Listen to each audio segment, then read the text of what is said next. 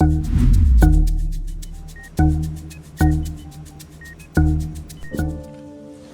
the number one issue in the campaign the president's fitness or his age? He often would confuse names. You think it got worse as you knew him? Yes. We talked about age. We knew it was an issue, and we tried to design a strategy. We had a discussion at the senior advisor level about whether the president should have a cognitive exam. Were you ever told to lie about the president's health? The advice of counsel, I must respectfully decline to answer based upon the physician patient privilege and in reliance on my right under the Fifth Amendment of the Constitution. Let the record reflect that Dr. O'Connor has invoked the Fifth Amendment right against self-incrimination. Dr. O'Connor, did you ever believe the president was unfit to execute his duties as president? And we can tell you that he will have the same answer with respect to any questions that are asked. Did any unelected official or family member of President Joe Biden execute the duties of the presidency? Did Joe Biden, a member of his family, or anyone at the White House ever instruct you to lie regarding his health? On the advice of counsel, I respectfully decline to answer the question pursuant to my Fifth Amendment rights under the Constitution. Okay, so they all lied, and we didn't have a functioning president for 4 years. Joining me now, Congressman Russell Fry from the wonderful state of South Carolina. Congressman, okay, so we didn't have a president for 4 years. They covered up, obviously, for him. Was it criminal? Because these sound like crimes against my country. This isn't supposed to be able to happen. Well, to me, yeah. I mean, the people, installed, if you will, Joe Biden. He was presumably the president of the United States. And for 4 years, they hatched a plan to conceal his mental fragility. They were so meticulous about his public appearances, even casual gatherings with 5 people were done with teleprompters. They limited the amount of steps that he could do. You have a doctor in the White House that was politically connected to Joe Biden, who did not do a mental evaluation, who sat in on meetings with senior officials on how to handle the public outcry for President Biden to receive a mental evaluation and how to dance around it. And what has resulted in that is nobody seems to know who was running the show. You've got pardons that are being issued via auto pen based on a senior level White House official sitting at home and emailing a junior staffer at the White House who forwards it to the auto pen department, I guess. And so it really was a 4-year cover-up of an American president. I want to drill down as much as we can on the nobody knows who was in charge, because there's always somebody in charge, right? I mean, are we talking Ron Klain here? Anita Dunn, we can't seem to get her tentacles out of our government at any level. Who do we think was saying yay, nay? Was it possibly Jill? Someone had to be signing off, right? Well, correct. And one of the witnesses of the 14 that were interviewed by the Oversight Committee have pled the fifth on the question, was it senior White House officials or members of the family? Did they ever perform any executive level functions? And so there's still a lot that we don't know. But again, somebody is calling the shots. And the damning thing about this, at least with the pardons, is the president under the Constitution has the authority. Nobody else has the authority to issue pardons, but the president does. You cannot delegate that authority. And even if you could, there is no affirmative stance or written statement by President Biden delegating that authority. You had what looks like junior level staffers and maybe even senior level rubber stamping pardons as they whisk through the White House. So there is some clarity. Obviously, senior White House officials were heavily involved in the cover-up of Joe Biden's mental state and were running the country. But in my mind, my suspicion is, and it's probably confirmed as well, that you have family members and high-ranking officials that stood to gain monetarily if he won the White House again, and who were absolutely engaged in executive-level functions that the president was unable to perform. Congressman, I don't like to give people false hope. I'm sure you don't as well. And I'm glad we're getting to the bottom of these things. But for the pardons, for instance, thousands and thousands of pardons. Everyone remembers how shocking it was. His own son if it turns out, if we ever do get confirmation, which I'm doubtful of, that Joe Biden had no idea, he was drooling on himself, and it was this staffer who did it, can they be undone, or is this genie out of the lamp and it ain't going back in?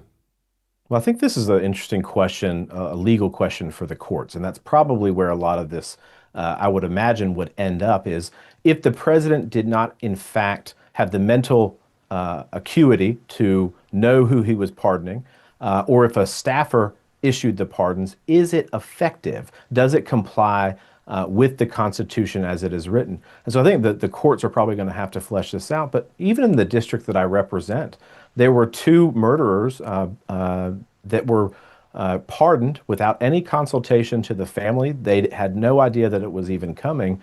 And so we're seeing this play out in real time across the country, both in the hardened criminal cases like the ones in my district, or even his own family. But the question is, what did he know and why did he know? And how much mental ability did he have to know who he was actually pardoning, at least in terms of members of his family? But some of these other crimes, obviously it looks like it was a total autopen operation done by White House staff. Ugh.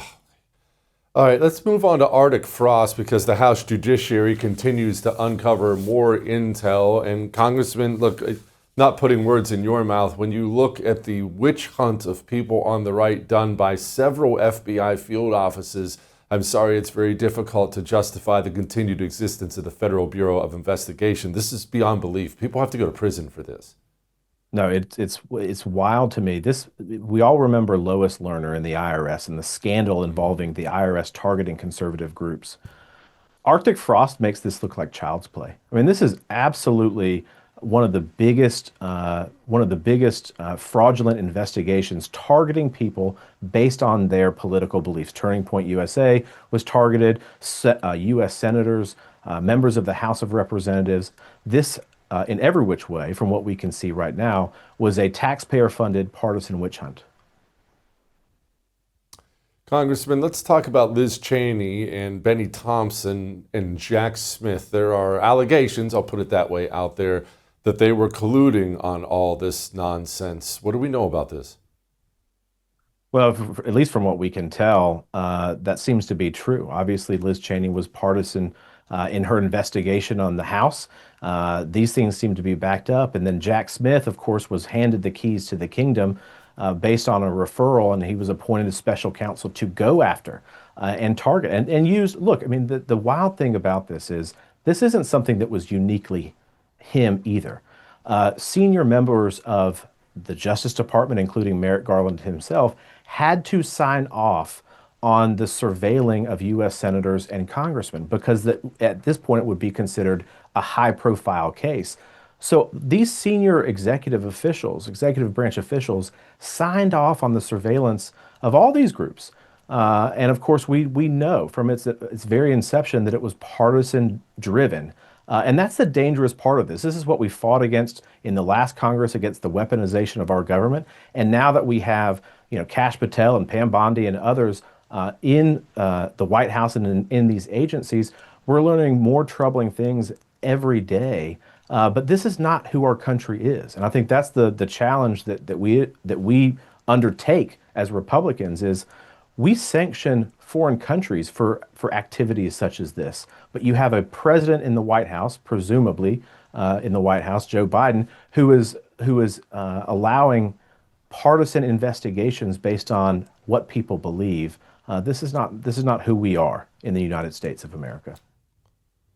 Where are we at on the shutdown? I said yesterday, it seems like Democrats have the tigers by the ears on this. If Republicans won't cave like they usually do, but they don't appear to be caving now, Democrats are really stuck between a rock and a hard place. How's this end? When does it end? When is a question of when does reality set in for the Democrats? Polling is not going well for them. The American people understand that when you vote no, that you're not voting to keep the government open. They've gaslit the American people on Biden's mental capacity, on the status of the border. They don't believe the Democrats. They don't believe what they're saying. And this week you've had revelations, the unions, the public employee union switch and say, pass a clean continuing resolution. Pay the people who are working as air traffic controllers or FBI agents or our Border Patrol. Pay them, pay our military. We need them to be paid. So they've flipped on the Democrats, and they just don't seem to be, I would say, they don't seem to be in sync with their messaging. They're all over the place. And even on legacy media, which is no friend of Republicans at all, they seem to be calling them out too. So I think they're losing in a lot of ways. The question is, when do they want to deal with this pain from their own base that doesn't want to work with President Trump in any fashion? But the reality is that, you know, there are people that are on SNAP. There are people who are serving our country in a variety of capacities, including the military, who will not get paid starting November 1st and even before. And that is a real problem for them when these phone calls start raining into their office. What's going to happen? I think eventually they fold. Congressman, I appreciate you. Come back soon. I would thank you for coming to my YouTube channel, but I know how brilliant it is, and I know you love it here. So subscribe and watch. We're going to start really ramping things up and putting some funny stuff, some interesting stuff out there, some collaborations. Either way, my YouTube channel is officially the place to be. So stick around.